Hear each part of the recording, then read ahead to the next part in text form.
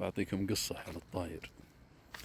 هذا واحد يقول بغيت أتزوج، يقول دورت بنت حلال من هنا من هنا، يقول لقيتي واحدة بديرة ثانية، يقول لا هي من جماعتنا ولا تقرب لي ولا بيننا علاقة ولا شيء، لكن ذكروه لي بنات الحلال وذون ورحنا خطبناه وكتب الله وتزوجت. يقول قعدت معي 3 و4 سنين، يوم كملنا 3 ولا 4 سنين، يقول بيني وبينه حب عظيم، هي تحبنا وانا احبه. يقول مألف ان الله بين قلوبنا. يقول بعد 4 سنين يقول قال امي وابوي وين العيال لك 4 سنين متزوج ويرى ما كتب الله شيء، روح حلل انت وياه، شوف الدبره شوف الدعوه ذا. يقول قلت يا ابن الحلال انا مستمتع انا وزوجتي مرتاحين من بعض ومبسوطين، سواء يجي عيال ولا ما يجي عيال احنا نبي بعض. قالوا لا، المهم شبوا عليهم وهو قالوا لازم تروحون المستشفى. يقول رحنا المستشفى بنفس المدينه حقتنا. يقول دخلنا على الدكتور وحللنا قلنا كذا كذا بنشوف وش بنا. قال خلاص اخذ تحليلات، قال النتيجه ان شاء الله بكره العصر تعالوا لامي. يقول يوم صار من بكره قبل صلاه الظهر وتروح المره لما الدكتور زوجه تدخل على الدكتور، قالت بعرف النتيجه. قال انا موعدكم العصر. قالت ايه بس انا لي اهداف انا ودي اعرفها الان. يقول يوم طلعنا النتيجه شفنا النتيجه طلع الزوج عقيم. يقول قالت يا دكتور انا بطلب منك طلب، انك ما تقول انك انت عقيم. قال الزوجه هي العقيمه، انا ما ودي تكسر خاطره. قال ليش يا اختي؟ قالت ابد، انا الزوجه ابيك تقول الزوجه هي العقيمه، انت سليم وبك الا العافيه، لا تكسر خاطر زوجي يا دكتور من الحب والغرام اللي به. قال الدكتور ابشري بناء على طلبت ما في مشكله. المهم راحت يوم صار العصر جت هي ورجلها من الدكتور ودخلوا عليه، قال ها رجله ها بشر يا دكتور. قال والله زوجك عقيمه. قال سواء عقيمه ولا تجيب عيال ولا ما تجيب عيال انا ما بالله هي حابه وراغبه. يقول المهم طلعنا واتفقنا انا ومرتي ان ما نعلم ابوي وامي عن الوضع. يقولوا كل يوم امي وابوي يسالون وش الوضع.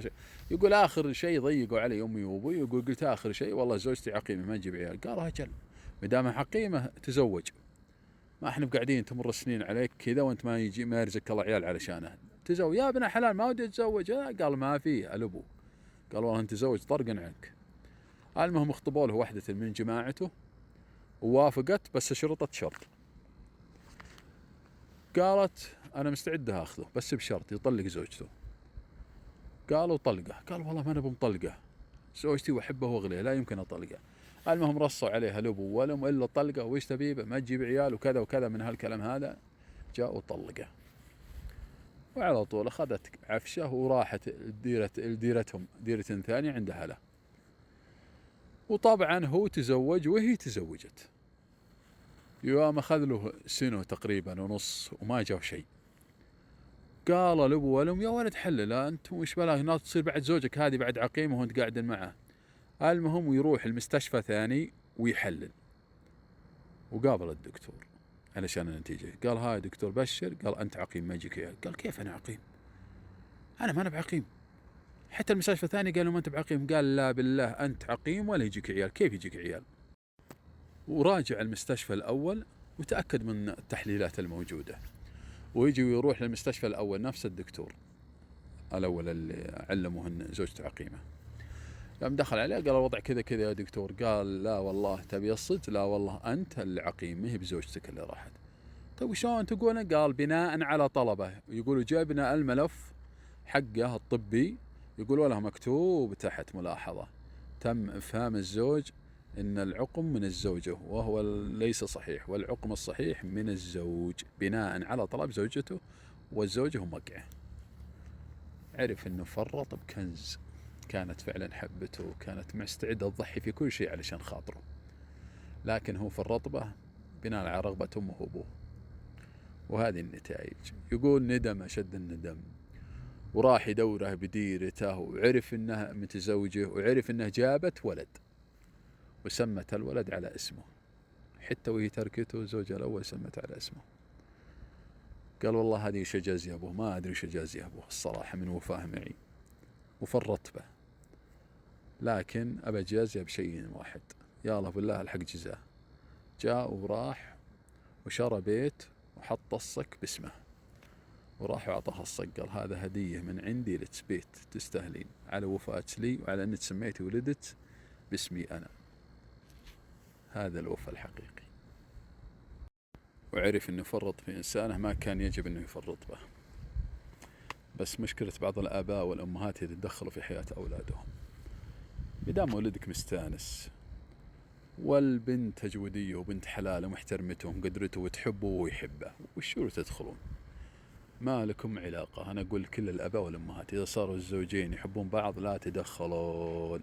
يجيه عيال ما يجيه عيال هو حر، عقله براسه يعرف خلاصه، ما هو بزر صغير تتوجهه كذا ولا كذا. دعوا الخلق للخالق. حتى لو كان ولدك وحتى لو كانت بنتك اتركه، مدامها مستانسه مع رجلها اتركها بسلامته، لا تهرج بنتك. ومدامه مستانس مع مرته انت اتركه بسلامتهم. خلهم هم يتفقون وهم يعرفون، ما هم بزارين. هم اذا تاخروا هم بيروحون ويشوفون وش فيه وش ما فيه، بياكلوا شيء مقويات وكل حاجه علشان يرزقهم الله، وما تدرون وش الاسباب جية له. الواحد لا يخرب بيت ولده ولا يخرب بيت بنته بالتدخلات اللي فيهم كل يوم الثاني. عشان كذا خلوهم على راحتهم يا جماعة الخير، خلوهم على راحتهم. اسمعوا نصيحتي من محب، انكم تخلون عيالكم على راحتهم، لا تدخلون نهائي. الله يوفق الجميع ان شاء الله ويرزق ان شاء الله كل انسان ما يرزقه الله ذريه، ان الله يرزقه ذريه، وان الله يسر امورهم كلهم، وان الله يوفقهم ويسعدهم. اهم شيء متحابين، خلوكم على حبكم ولا تفرطون في بعضكم. اقول للازواج لو يدخل بينكم الجن والعفاريت، مدامك تحبه وهي تحبك تمسكوا ببعض، لو تقوم حرب البسوس. والله العظيم خلوكم مثل هالقمر فوق، ما عليه من كلام الناس. اتمنى لكم التوفيق، في امان الله.